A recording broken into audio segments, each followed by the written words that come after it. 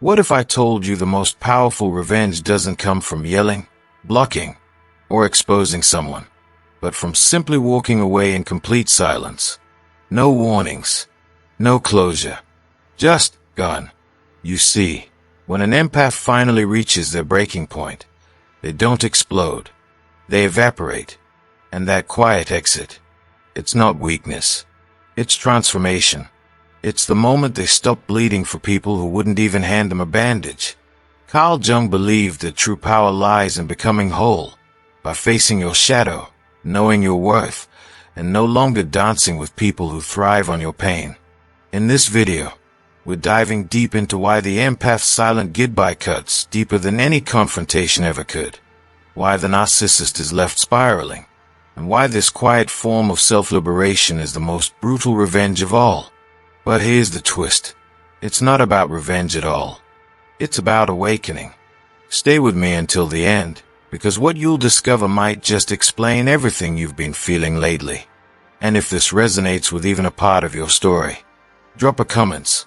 Let's see how many of us are out here healing in silence. Oh, and don't forget to subscribe if you're tired of being the one who always feels too much. Sometimes, the most powerful statement a person can make is walking away, without a single word. No arguments, no explanation, just silence. And for an empath, someone who feels everything deeply, who forgives endlessly, who carries the emotional weight of others on their shoulders, that moment of quiet departure is not just a choice. It's a shift, a transformation. You see, empaths spend so much of their lives giving pieces of themselves away, hoping their love will fix what's broken in others. They absorb the chaos, the blame, the moods. They stay when it hurts. They explain themselves when they are misunderstood. They apologize for being too sensitive, too emotional, too much. But there comes a point, a quiet, soul-shaking point, when they realize that their presence has become a playground for someone else's pain. And that's when something inside them changes. Not with a scream, not with a fight, but with clarity. This kind of silence isn't passive. It's not avoidance. It's not fear. It's power. Because silence speaks the truth no words can hold. When an empath finally walks away without warning, it's not because they've given up. It's because they've woken up. They no longer need to be understood by the very people who twisted their kindness into weakness. They no longer seek closure from those who never offered respect. They stop explaining, justifying, or shrinking themselves to make others comfortable. That silence becomes their shield, their sanctuary. It is the sound of boundaries being rebuilt, of self-worth being rediscovered. And to the one left behind, the one who once fed on their energy, their softness, their compassion, that silence is deafening. Because when the empath goes quiet, the narcissist loses control. No reaction, no access, no drama to feed off of, just emptiness. Carl Jung once said that loneliness does not come from having no people around you, but from being unable to communicate the things that seem important. And empaths feel that deeply. They often spend years surrounded by people who don't see them, who hear their voice, but not their truth. So when they walk away silently, it's not just a response to mistreatment. It's a return to themselves, a return to authenticity. It is the beginning of individuation, the journey toward becoming whole. The empath isn't seeking revenge. They are not trying to prove a point. They are reclaiming their peace, their space, their energy. They are finally choosing themselves. And here's the quiet truth no one talks about. Silence doesn't beg to be noticed, but it always is. Long after the empath is gone, their absence lingers like a shadow.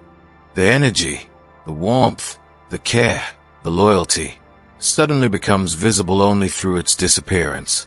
The one who thought they held power now realizes they were only powerful because the empath allowed it. And now that the empath is gone, that illusion crumbles. So no, the empath's quiet exit isn't loud. But make no mistake, it is the loudest thing the soul can scream. Who is the empath, really? From a Jungian lens, The empath isn't just someone who feels a lot. They are a profound expression of what Carl Jung called the feeling function, a psychological orientation where decisions and understanding are shaped not by logic alone, but by values, emotional resonance, and the subtle atmosphere of human experience. This isn't about moodiness or being overly emotional. The empath doesn't just react to feelings. They read them, absorb them, navigate them like a second language. And often, they do this without ever being taught how. It's innate. It's intuitive. It's deep psychic intelligence. Jung also described introverted intuition, a quiet, inward-looking function that allows a person to see beneath the surface, to understand unspoken motives, patterns, and hidden truths. This is where the empath truly lives.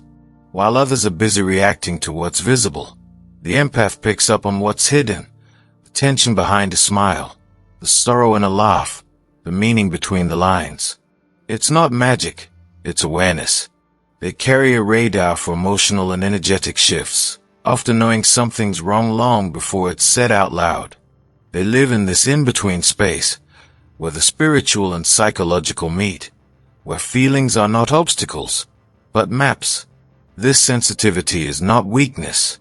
It's not softness that needs to be hardened. It's not something to grow out of. In fact, it's power that the world often misunderstands. It's the ability to walk into a room and feel what no one is saying. It's the inner compass that steers them away from falsehood and toward emotional truth. But because society tends to value speed, logic, and extroversion, empaths are often mislabeled as fragile, dramatic, or overly sensitive. Yet, in reality, it takes incredible strength to feel in a world that's gone numb. It takes courage to stay open-hearted in the face of cruelty, to choose compassion over cynicism, to sit with someone else's pain and not flinch. In Jungian psychology, the empath embodies the seeker of truth, not through facts, but through feeling. They walk through life with invisible antennae, tuned into the collective energy of those around them. They often sense the weight of ancestral wounds, family trauma, or relational dynamics that have never been spoken aloud. And while this can feel like a burden, it is also a gift, because through this awareness, empaths have the power to bring unconscious pain into the light. So when we ask, who is the empath? The answer is not a fragile soul lost in emotion, but a deeply attuned individual navigating life through intuition and emotional intelligence. Someone who sees what others overlook. Someone who feels what others suppress.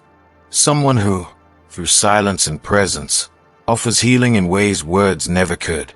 Why do narcissists so often target empaths? At first glance, it might seem like a strange match. One person full of care, the other full of self-importance. But when you look deeper, especially through Carl Jung's lens of psychology, the reason becomes painfully clear. Jung spoke extensively about the shadow, the hidden, rejected, or disowned parts of the self. These are the aspects people push deep into the unconscious because they are too painful, shameful, or inconvenient to face. And for the narcissist, this shadow is vast. It holds their unhealed wounds, deep insecurities, shame, and inner chaos, everything they refuse to acknowledge or take responsibility for. Rather than facing their shadow, the narcissist projects it outward. Jung called this projection the psychological defense mechanism where a person sees in others what they deny in themselves. And this is where the empath comes in. Empaths are emotional mirrors. They don't just reflect back surface behavior. They reflect energy, emotion, truth. Without even trying, the empath stays up what the narcissist has spent a lifetime running from. Their compassion, intuition, and emotional depth highlight the narcissist's lack of it. Their willingness to connect shines a light on the narcissist's emotional emptiness. Their calm reveals the narcissist's inner chaos. And rather than dealing with these revelations, the narcissist attacks the mirror. At first, the narcissist is drawn to the empath's warmth like a moth to a flame. The empath listens, gives, and sees the narcissist not as they are, but as they could be. But soon, that same light becomes intolerable. The empath's presence becomes a threat, not because they've done anything wrong, but because they see too much. The narcissist begins to feel exposed, vulnerable, and so the cycle begins. Idealization, devaluation, blame, manipulation. The narcissist seeks control over the empath, not out of love, but out of fear. They try to silence the mirror, break it, warp it, and the empath, often unaware of what's happening, tries harder to help, to heal, to make sense of the pain. But nothing is ever enough, because the narcissist doesn't want healing. They want escape. They want someone else to carry their shadow. They want the empath to feel what they refuse to. So they offload shame, guilt, fear, and rage onto the empath like emotional poison, and then watch as the empath slowly begins to question their own worth. It's a devastating dance, but it reveals one profound truth. The empath's sensitivity is not weakness, it's power. Power that the narcissist tries to hijack. Power that threatens their carefully constructed illusion. And in the end, when the empath finally walks away, it's not just a loss for the narcissist, it's a confrontation with the very shadow they tried to avoid. Because without the empath to reflect it back, they are left face to face with their own emptiness. So yes, narcissists target empaths. But not because the empath is easy to break. It's because the empath is the only one who ever truly saw them. The trauma bond between a narcissist and an empath is not just a toxic relationship. It's a silent war. A war the empath doesn't even realize they are in until they are already wounded. It begins with idealization, where the narcissist puts the empath on a pedestal. They shower them with praise, affection, and attention so intense it feels like destiny. The empath, who deeply desires connection and emotional truth, feels seen. Finally, this stage feels like love. It feels like coming home. The narcissist mirrors the empath's values, says all the right things, and creates a false sense of emotional safety. But it's not real. It's bait. Once the empath is emotionally invested, the next phase begins. Devaluation. Subtle at first. A criticism here. A cold shoulder there. Small jabs disguised as jokes. The empath, who senses the shift but doesn't understand it, tries harder. They love deeper. They apologize more. They work tirelessly to bring back the person they met in the beginning. But that person was never real. And now, the empath is stuck in a loop, trying to fix something they never broke. This is where the trauma bond tightens.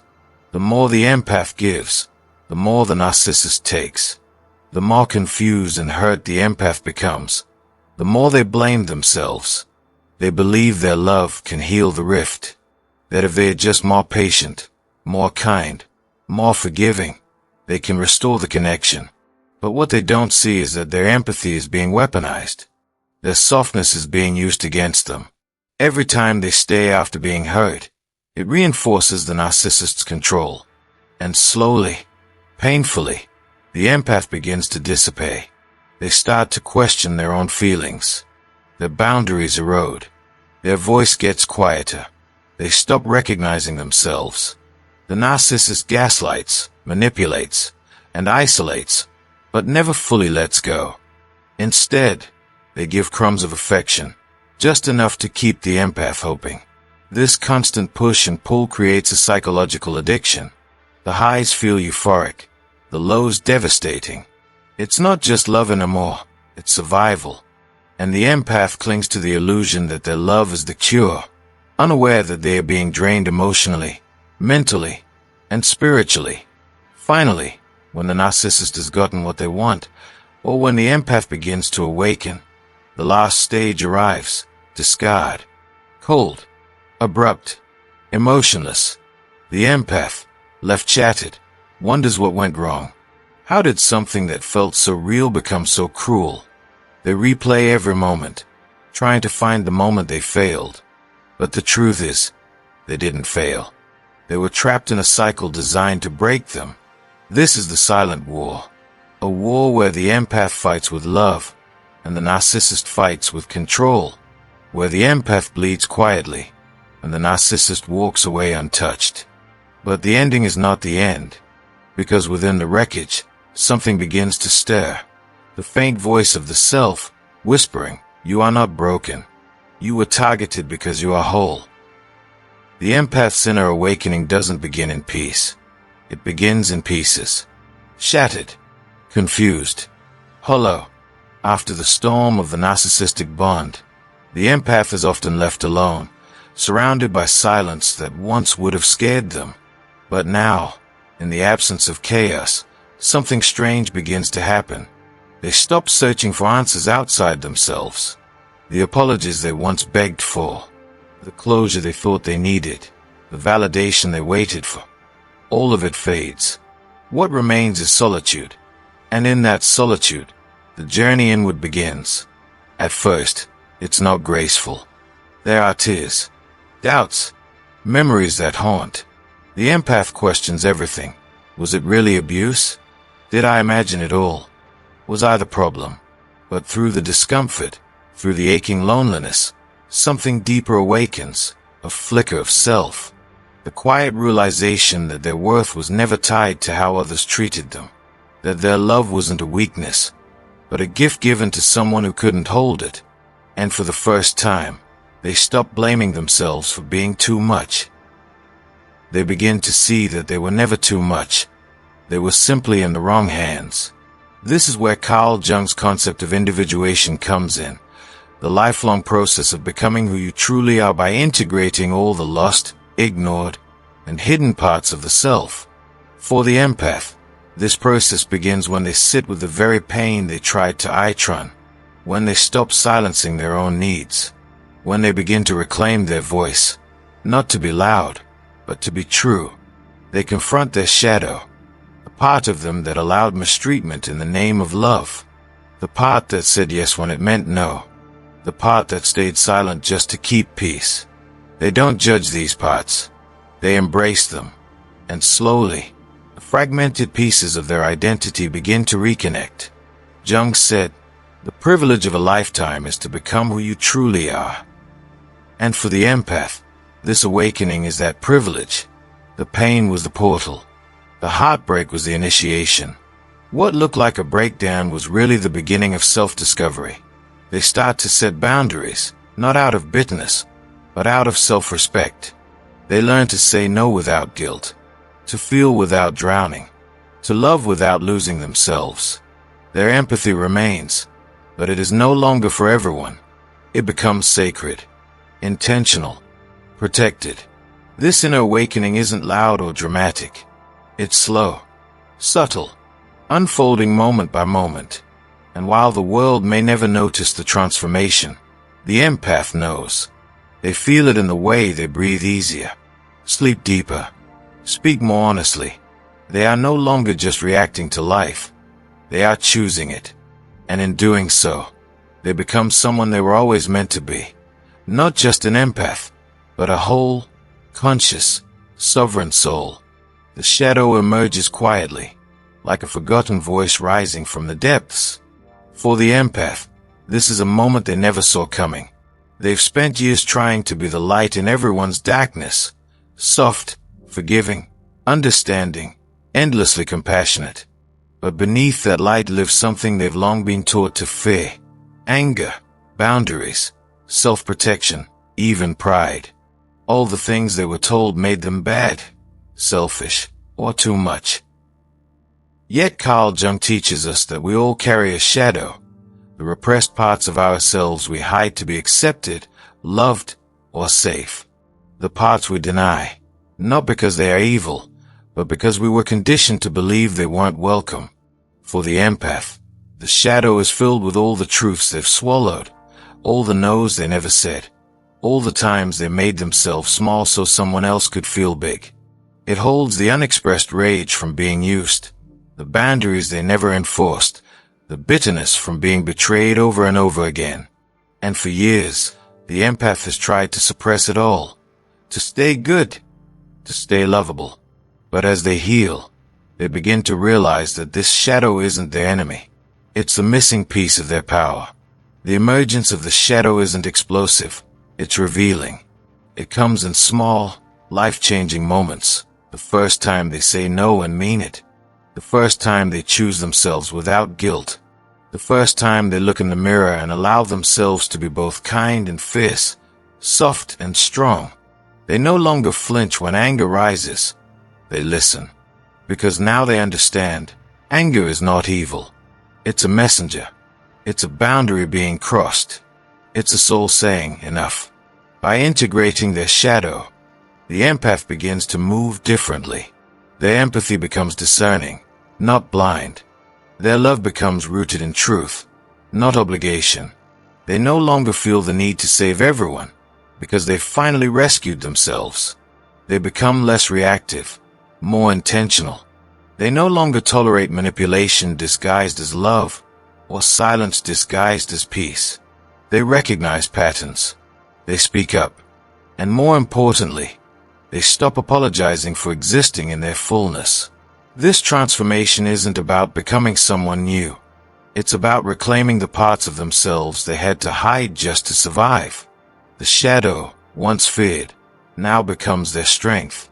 Because true wholeness isn't just light. It's the integration of light and dark.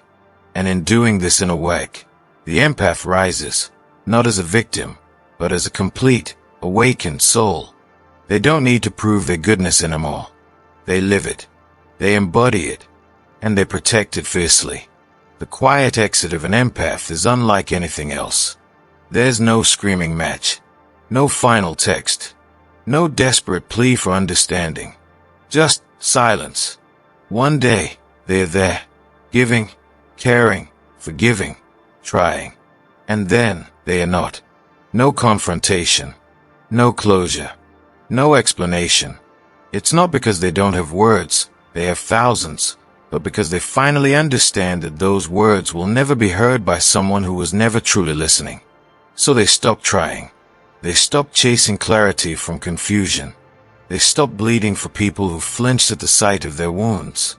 This exit isn't loud or theatrical. It's calm. Cold, even. Emotionless. Not because they don't feel, but because they've already cried every tear in private. The devastation doesn't come from a dramatic goodbye. It comes from the weight of absence, from a space they leave behind, from the sudden emptiness where once lived warmth, patience, and presence. The narcissist, or the one who took their love for granted, is left stunned. Not because the empath left, but because they left quietly. No warnings, no begging, just a door that quietly closes, with nothing but stillness on the other side. You see, by the time the empath walks away, they've already grieved the relationship from within. They've already screamed in silence, begged in their mind, and torn themselves apart trying to hold it all together. They've already mourned the version of you that once made them feel safe. And now, they leave not in anger, but in clarity. That's what makes it so brutal. The silence isn't empty. It's full of truth. It's full of the words they'll never say and the pain they'll never offer again. It's the final act of self-preservation. Why does the empath's quiet exit hurt the narcissist more than any shouting match or dramatic goodbye ever could? Because narcissists thrive on one thing above all else: control. Control over your emotions, your attention, your reactions, your energy. They feed off chaos, conflict, and your need to explain, to defend, to make things right. It's never been about love. It's always been about power. And as long as you're reacting, they still have it. Whether you're angry, heartbroken, begging, or trying to understand, they are still in control of your mind. But when the empath leaves silently, everything collapses. The chaos goes quiet. The energy supply stops. The emotional mirror disappears. And suddenly, the narcissist is left with something they can't manipulate: silence. Not just external silence, but the kind that echoes deep within their ego. Because nothing terrifies a narcissist more than becoming irrelevant. When the empath walks away without looking back, without giving in to the drama, without needing to be seen or heard, that is the ultimate injury to the narcissist's fragile identity. You see, Narcissists depend on others to reflect back a version of themselves that they want to believe in, powerful, wanted, superior. But the empath, who once mirrored all that attention and care, now offers them nothing. No closure, no validation, no final word, just stillness. And in that stillness, the narcissist is forced to face something unbearable, their own emptiness. This is why the quiet exit cuts so deeply. It's not just rejection, it's invisibility. It's a statement that says, "You no longer exist in my world." It's a message sent without words, without drama, without noise. And yet, it echoes louder than any scream. The narcissist may try to bait the empath back with guilt, manipulation, or false kindness, but it no longer works. Because the empath is no longer responding. They've reclaimed their power. They've chosen peace over performance. And to someone who thrives on performance, that's unbearable. The empath doesn't leave to hurt the narcissist. They leave to heal themselves. But in doing so, they inflict the one wound the narcissist can't handle, being forgotten. Not hated, not blamed, just forgotten. Because hatred still requires energy. But indifference, that's untouchable. And so, the narcissist is left where they started, alone with their shadow. No mirror, no audience, just silence. And for them, that is the real punishment. The most devastating revenge isn't loud. It isn't planned. It doesn't come with bitterness or malice. In fact, the empath doesn't even want revenge. That's not who they are. They don't sit and scheme or hope for someone else's downfall. They don't wish harm. They wish healing, even for the person who hurt them. But what they eventually come to understand is this. True healing is the revenge. And not because it's meant to hurt anyone, but because it reveals what was always hidden, the strength they never knew they had, and the weakness behind the mask of those who tried to break them. Empaths don't walk away thinking, "I'll show them." They walk away thinking, "I can't lose myself any further just to be loved." And that choice, choosing themselves over the cycle, becomes the turning point. Slowly, quietly, and beautifully, they begin to rebuild. Piece by piece, they come back to life. Their glow returns, not because someone gave it to them, but because they took it back. They reconnect with parts of themselves that were buried under guilt, people-pleasing, and emotional exhaustion. They learn to say no. They protect their peace. They stop chasing love and start being love for themselves. And all the while, the narcissist watches from a distance, no longer with control, no longer with access. They see the empath becoming lighter, wiser, stronger, untouchable, and that transformation is unbearable, because for so long, the narcissist needed the empath's confusion to feel powerful, the pain to feel important, the attention to feel real. But now, the empath gives them nothing. No anger, no sadness, not even a glance, just silence and evolution. There's no act of revenge here, no dramatic declaration of freedom, just a quiet blooming. The empath rises, not in spite of the pain, but because of it. And that growth, the kind that doesn't beg to be seen, but cannot be ignored, is what speaks loudest. It's the kind of growth that the narcissist can never reach, because it requires surrender, humility, and accountability, all the things they run from. So in the end, the empath's greatest revenge isn't to destroy the narcissist. It's to become everything the narcissist pretended to be: genuine, whole, peaceful, and deeply rooted in self-worth. They don't need to win. They don't need to be proven right. They simply become. And that is the kind of transformation that cannot be touched, cannot be faked, and cannot be undone. It's not revenge out of hate. It's evolution born of pain. And while the narcissist watches from afar, longing for the control they once had, the empath no longer watches back, because they are too busy living. There comes a moment in every empath's journey when the pain no longer defines them. It refines them. This is the alchemy Carl Jung spoke of. The process of turning lead into gold, not through force or escape, but through inner transformation. For the empath, the lead is heavy. It's betrayal, heartbreak, confusion, self-doubt. It's the years spent absorbing other people's wounds while neglecting their own. It's the sorrow of being misunderstood, of giving everything and being left empty. But eventually, something begins to shift. The empath realizes that this pain, while heavy, isn't here to destroy them. It's here to transform them. Jung believed that true growth comes from integrating the parts of ourselves we've ignored, the shadow, the rage, the fear, the boundaries we never dared to set. The empath begins this process not through revenge or resentment, but through awareness. They stop asking, "Why did this happen to me?" and start asking, "What is this trying to show me?"